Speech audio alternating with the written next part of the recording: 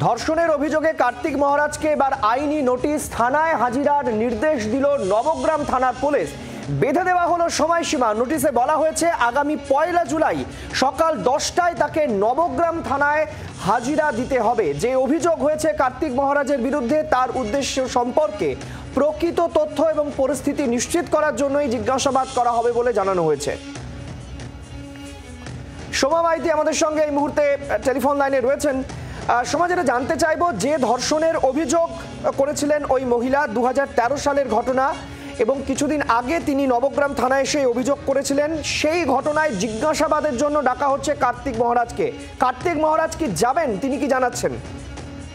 দেখো, কার্তিক মহারাজের তিনি যে আশ্রমে থাকেন সেখানে ইতিমধ্যেই নবগ্রাম থানার পক্ষ থেকে তাকে আইনি নোটিশ দেওয়া হয়েছে এবং সময়সীমা নির্ধারিত করা হয়েছে। আগামীকাল তাকে নবগ্রাম থানায় হাজিরা দিতে বলা হয়েছে। অর্থাৎ তার বিরুদ্ধে যে ধর্ষণের অভিযোগ আনা হয়েছে সেই অভিযোগ সংক্রান্ত বিষয় নিয়ে তার সঙ্গে তারা জিজ্ঞাসাবাদ করবেন।